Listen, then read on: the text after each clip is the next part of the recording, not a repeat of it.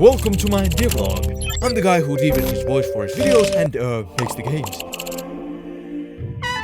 We'll be making a mysterious and sinister adventure game where you play as a scientist who definitely consented to a highly dangerous expedition. I'm here, where are you? Oh, I meant negative. Kill yourself to the archipelago of Nolava. We will begin producing this artistic masterpiece by ascending to the third dimension. I'm definitely not getting inspired by anything. I swear it's gonna be a normal game this time.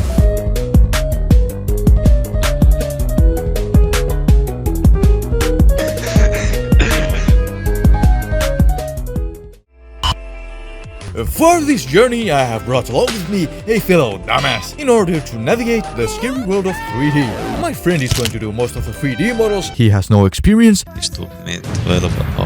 and work on the map, while my job is to try and glue everything together with code. The first day of development was spent on planning out the major characteristics of the game, and we spent a small quantity of 3 hours trying to set up the Unity version control. It was his fucking fault, and that was it. We went to sleep. We used something called HDRP for the beautiful graphics. We also got something called volumetrics on the side, and oh my god, they're beautiful.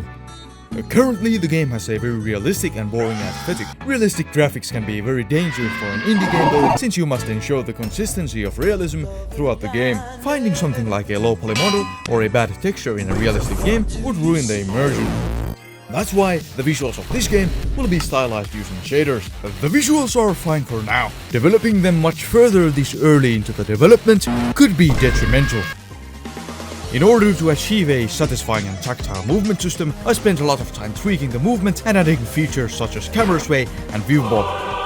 View bob or hit bob is a very common feature in games where your camera moves to the footsteps. I could have animated a simple animation for the footsteps and had that play over and over again, but I wanted to use math instead, for I have severe issues in my brain. Dear man, why don't you solve your own? I used a cosine and a sine function with a wavelength ratio of 1 to 2 to generate a beautiful view bob animation that I can adjust with these parameters. The movement is quite snappy now, but I think I prefer that.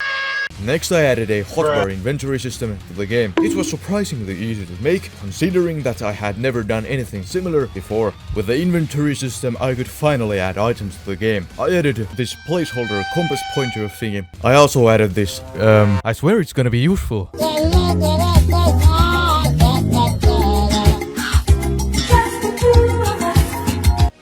I also added this crate to the game, which will be used for a important. You might be wondering what my friend was doing, why I did that.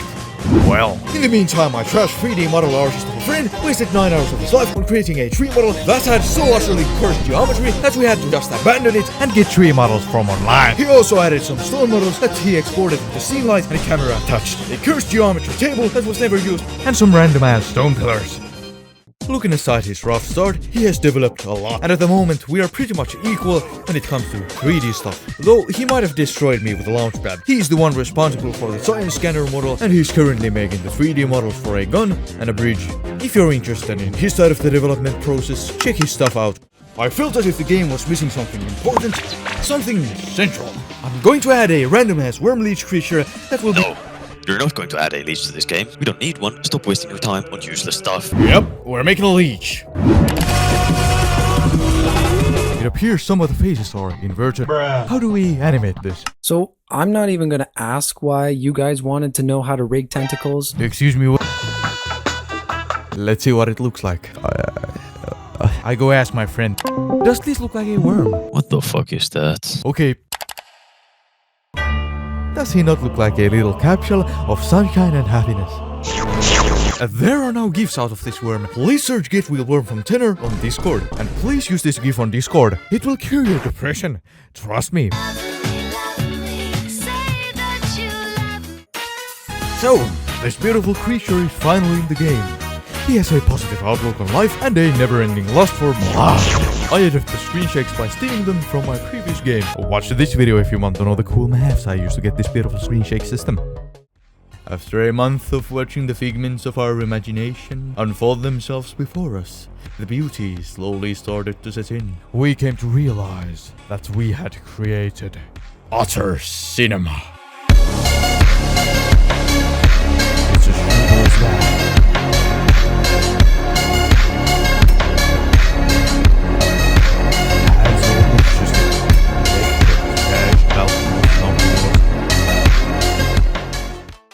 This journey took months, and you might be wondering who the crew is that I was hinting at in the beginning. Well, Most of the 3D models and the map. the coding. Some epic art for the game when it's in its later stages of development.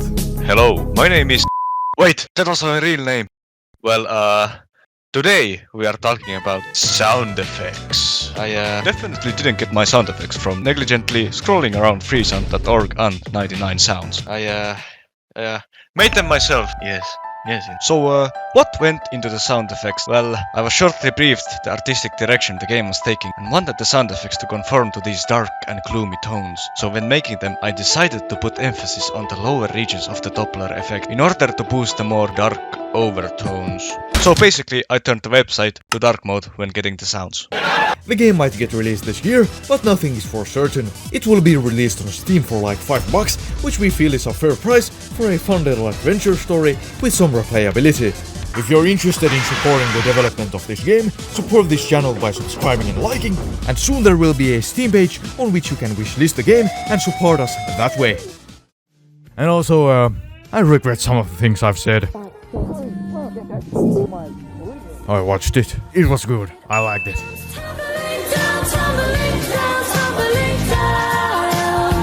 Anyways, thank you for watching, and farewell.